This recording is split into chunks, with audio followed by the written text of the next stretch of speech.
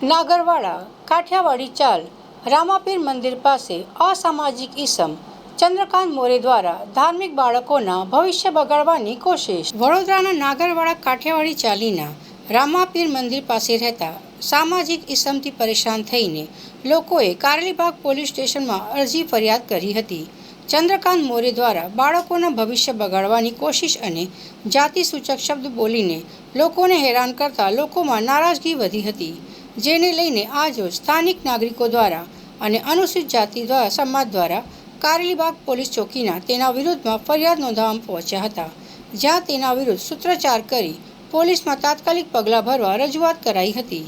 રામાપીરની ચાલીમાં કાઠિયાવાડી ચાલી રામાપીરના મંદિર પાસે સ્વપ્નિલભાઈ રાઠોડને ઉપર એક ફરિયાદ કરવામાં આવી છે। એ જે ચંદ્રકાંતભાઈ મોરે જે અવારનવાર ત્યાંના જે છોકરાઓ જે પર ખોટી ફરિયાદો અને જાતિ સુખ શબ્દો કહે છે ને એના દર વખતે ત્યાંના લોકોને નાગરિકોને હેરાન પરેશાન કરે છે।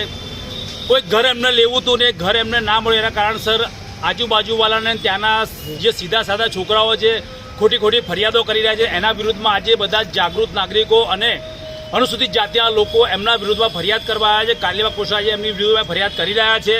સરકારશ્રીને અમારી માંગણી છે કે એમના પર સખતમાં સખત કાયદાકીય કલમો લગાવવામાં આવે, કારણ કે જાતીય સૂચક શબ્દ ક્યારે પણ કોઈને કહેવાય ને જાતિવાદ દેશની અંદર પ્રતિબંધ કરવામાં આવ્યો છે, એના પર કડક કાયદા છે તો કાયદાની કલમો એમના પર લગાવવામાં આવે અને ફરીથી આવી ઘટના ના ઘટવા માટે સારા છોકરાઓના ભવિષ્ય ના બગાડજી કરીને એવી અમે માંગણી કરી છે। એવું કહે છે કે બધી સરકાર અને પોલીસ તંત્ર મારા ખીચામાં છે, મારો કોઈ વાળે વાંકો નથી કરી શકતો, તો સરકાર પાસે પણ એક આ જવાબદારી છે કે એની ડ્યુટી નિભાવે।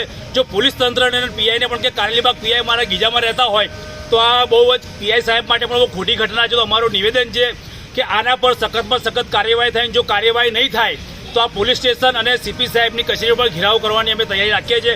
પણ અમને પોલીસ પ્રશાસનથી પૂરેપૂરો વિશ્વાસ આપવામાં આવ્યો છે, એમના દ્વારા કહેવામાં આવ્યું છે કે યોગ્ય કાર્યવાહી કરશું અને એફઆઈઆર તમારે લઈશું। અત્યારે અમારે એફઆઈઆર લઈ રહ્યા છે। અમે ચાહીએ છીએ કે તાત્કાલિક ધોરણે એને અરેસ્ટ કરવામાં આવે। જય ભીમ, જય સંવિધાન। મારે એક જ વાત કહેવાની છે કે આ જાતિવાદ ક્યારે મટશે।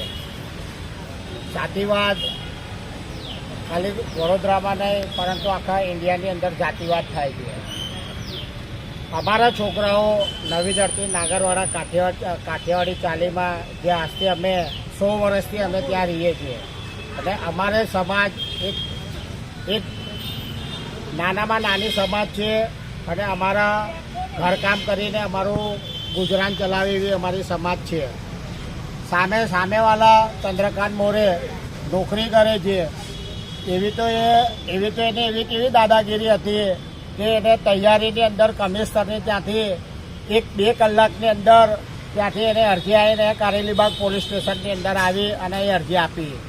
એવું તો કેવું આટલું ફાસ્ટ કહેવાય। હું બહુ પ્રશંસા કરું છું પોલીસવાળાઓને કે આવી રીતે બધે જો આ રીતે કામ કરતા હોય તો આપણા વડોદરા શહેરની અંદર કારેલીબાગ પોલીસ સ્ટેશનની અંદર આખા ઇન્ડિયાની અંદર ફર્સ્ટ નંબર આવવો જોઈએ। મારે કહેવાનું છે કે જાતિવાદ હટાવો અને આ છોકરાઓ ત્યાં ઊભા રહે છે, છોકરાઓ ત્યાં મહેલાના છોકરા મહેલાની અંદર નહીં ઊભા રહે તો ક્યાં ઊભા રહેશે। એટલે મારે કહેવાનો એક જ મતલબ છે કે ભાઈ આ બધું નાટકો બંધ કરો અને તમે આ જે ગેરમાર્ગે છોકરાઓને દોડાવો છો, લેડીઝોના નામે ફરિયાદી આપો છો, એ અમે તદ્દન ચલાવી નહીં લેવામાં આવે અને કદાચ આનાથી અમારે એકદમ ભયંકર ઉગ્ર આંદોલન કરવાનું થશે તો બી અમે તૈયાર છે।